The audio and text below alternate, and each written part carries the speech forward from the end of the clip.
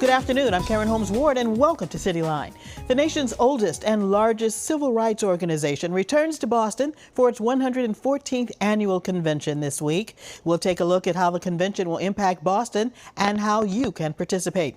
Todd Kaskiewicz with the history of the organization and the work that still needs to be done. The history of Boston is complicated. So while many people understand us as a city on a hill or the birthplace of the abolitionist movement, this was also a place where school integration was really hard fought for. Dr. Kelly Carter Jackson, Associate Professor of Africana Studies at Wellesley College and Historian in Residence at the Museum of African American History, Boston, says the upcoming NAACP 114th National Convention in Boston will highlight the progress made in the struggle for civil rights here and across the country. The convention will also bring people together to set an agenda for the path forward at a time of so much uncertainty. Vice President Kamala Harris, the first woman and first person of color to be VP, will travel to Boston to address the convention. I think there's a lot of things on the docket that have to be discussed.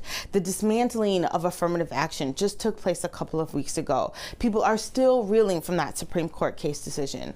The NAACP was established in 1909, but its early roots trace back several years before that. The mission has always been to advocate, agitate, and litigate for the civil rights of African Americans and all marginalized people.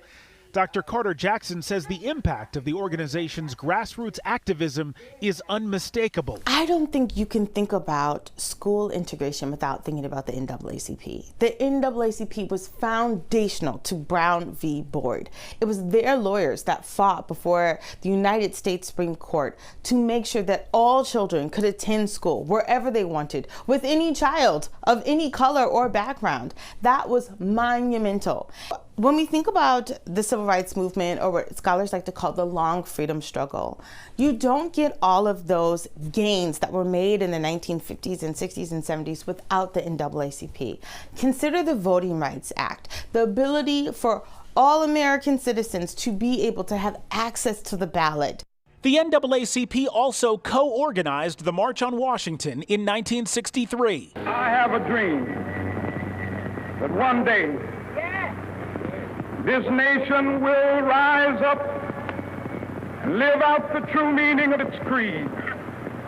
We hold these truths to be self-evident, that all men are created equal. Where Dr. Martin Luther King Jr. delivered his famous "I Have a Dream" speech. And the NAACP lobbied for the Civil Rights Act of 1964, which outlawed discrimination. Today, the group's fight against inequality continues. But what about the future? I would love to think that 100 years from now, we no longer needed the NAACP. We no longer needed these advocacy groups.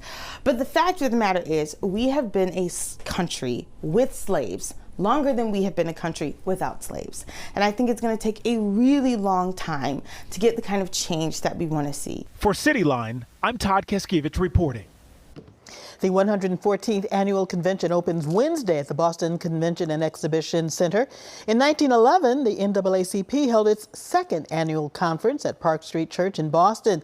It was there and then that the Boston branch became the first chartered branch of the national organization. Boston hosted the convention in 1950 and again in 1983.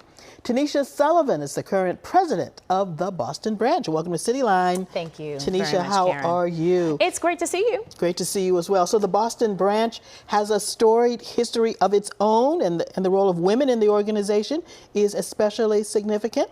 Absolutely. First, I really want to emphasize that the Boston branch, being the first chartered branch of the association, really has played an instrumental role in the evolution of the NAACP since day one. The very first national president of the NAACP was a Bostonian. And indeed, here in the Boston branch, we have the distinct honor of having the very first woman to serve as president of a unit. And who that was? Florence LeSueur. Okay. Florence LeSueur, a dynamic educator here in the greater Boston area. Also, I think it's important to note that because we were there at the very beginning, here in Boston, we've got Bostonians who have played an instrumental role in the fabric of the NAACP from a policy standpoint. We've heard about the role of the NAACP in Brown versus Board of Education, of course, Thurgood Marshall's. One of the cases that Thurgood Marshall argued before the court as a member of the NAACP legal team. It's also important to note that here in Boston, it was the Boston branch that really led the organizational fight and the case that led to school desegregation in Boston. Other names that our Bostonians may recognize: Melnia Cass, Tom Atkins, Ruth Batson, all leaders of the NAACP. Absolutely. Talk more about some of the Boston branch's landmark accomplishments as it relates to the city. Yes. Well, I mentioned Morgan V. Hennigan. Of course, Ruth Batson was the chair of the Education Committee here in the Boston branch when she led that fight leading to school desegregation. The Boston branch also played an integral role in the desegregation of our police departments, our fire departments, and the landmark federal case around the desegregation of housing that really that had an impact not only here in Boston, but across the country on the litigation front. But we've also played a very instrumental role on the policy front, just recently helping to advance greater public safety in our communities with policing reform, working with law enforcement. Karen, I do want to emphasize that. Also with our exam school admissions, we've played an integral role in helping to advance voting rights here in the city of Boston.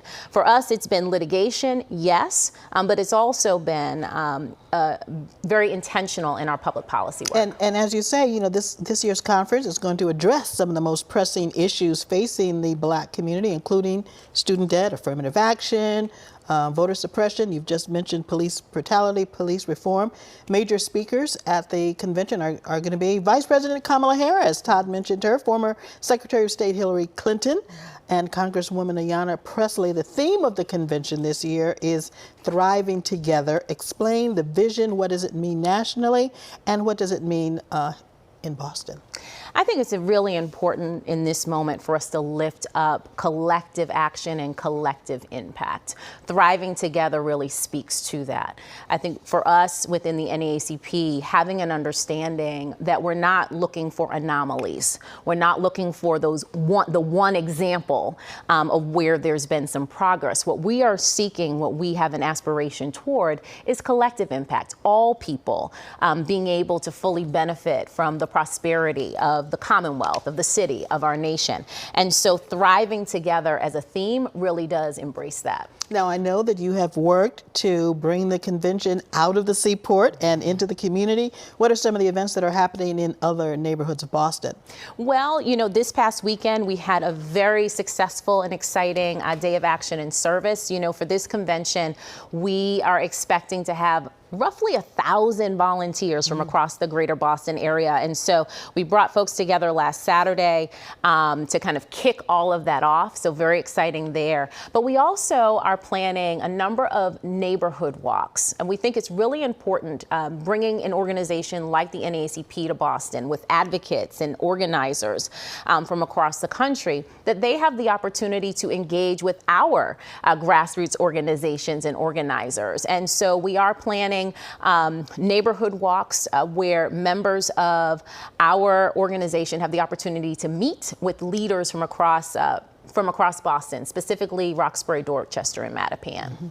So 114-year-old organization. Has the work of the NAACP changed or not? It's definitely changed. I mean, I think, and it's important for it to continue to evolve.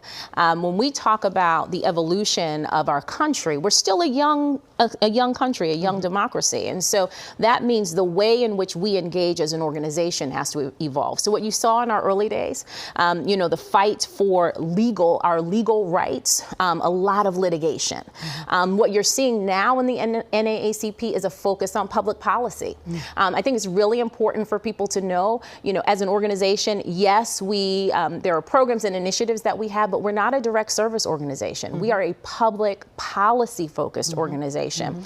And so that's where we are deeply invested from an organizational standpoint. Okay. Tanisha, thank you very much. Up next, we're going to talk about some of the issues on the agenda for this year's convention with Tanisha Sullivan and Michael Curry.